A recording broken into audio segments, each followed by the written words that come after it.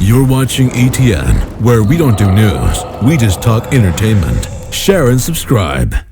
Hey guys, welcome to Entertainment Talk Nation. This is Rob. Well, it's been a while since we did a top 5 video, and Wednesdays are supposed to be top 5 ranked video day. And today we're going to start a weekly mini-series within the top 5 section where we're going to rank all the Marvel Infinity Saga movies from 23 to number 1, with the last video ranking numbers 8 through 1. Of course, let me inform you that these rankings are strictly my opinion, and where these movies are placed does not define them as bad or sucky or anything like that, just how much I enjoy them from one position to the next. So please, there's no need to be triggered, but if you feel a triggering coming because you don't know how to handle life or anyone else's opinion, be warned, there are no safe spaces. With that said, let's begin our ranking of the 23 Infinity Saga movies, beginning with number 23, Thor: The Dark World. While it's always a joy to see Chris Hemsworth on screen portraying the Asgardian god of thunder, everything else surrounding this movie was very weak. During this time, Marvel had a hard time writing compelling and lasting villains, and the Dark Elf villain in this movie was no exception. When I look back at The Dark World, I only consider it a stepping stone to reveal yet another one of the Infinity Stones and move along the greater story element that would eventually lead up to the Infinity War and Endgame. Outside of that, and a couple of really good scenes involving Loki and Thor together, it was probably the weakest entry in the Infinity Saga altogether. Number 22, The Incredible Hulk. I find among people that this movie gained more love over time as people yearned more and more for a Hulk solo movie. I can honestly say not many people were praising it nearly as much when it came out as they do now. However, my feelings haven't changed. While a great improvement over the first Hulk movie, I was never convinced by Edward Norton's portrayal of Bruce Banner. While Norton is one of my favorite actors, at times he felt checked out and uninspired. It seemed as if doing the role was more of a chore for him rather than enjoyment.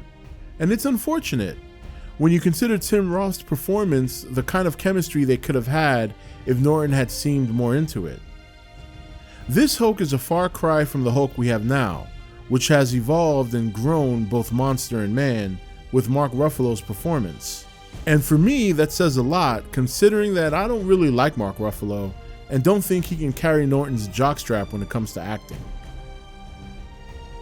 Number 21, Captain Marvel. A movie filled with controversy, but let's not focus on that.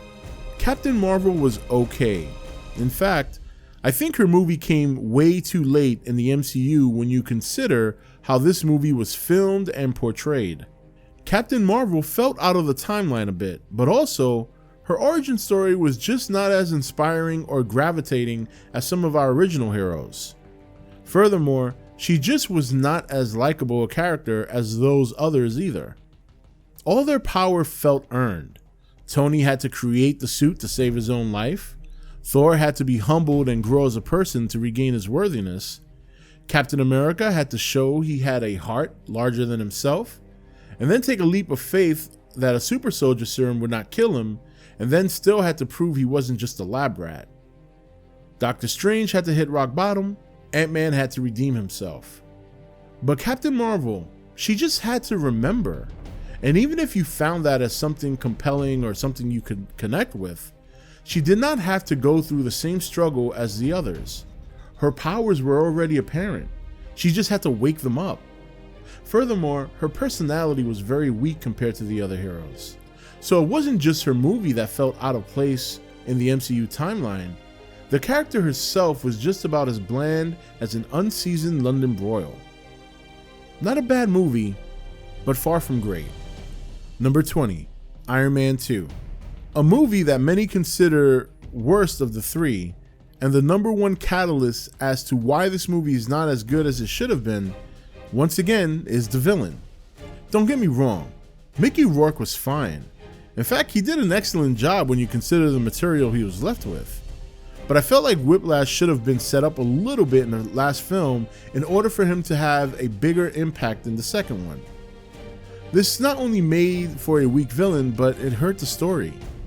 The characters in this movie were not the issue, as even Sam Rockwell's performance as Justin Hammer was great, but everything outside the characters was weak. Pacing, story, it was just a messy follow-up with great characters and excellent performances gone to waste. Very sad. And number 19, Avengers Age of Ultron. Hard to think that an Avengers movie would rank this low for me, but when you consider all the other MCU movies, add in that this had to follow up Avengers, and be compared to Avengers Infinity Saga and Avengers Endgame, as well as movies like Civil War, I found Age of Ultron quickly plummeting this list. It's sad because I love David Spader as an actor, always have. I felt his voicing and motion capture performance as Ultron was fine. The introduction of Vision was a joy, but once again, Marvel fails at making a lasting, captivating villain. His mission seems like a way to introduce Vision, and once that was done, they lost their way with finding a way to continue to have Ultron have a purpose. So they ended up turning him into a sociopath who wants to drop a giant rock on the planet. When you consider that the trailers for this movie made Ultron look as if he would be the first big threatening villain to actually cause the Avengers some trouble, there are no strings on me.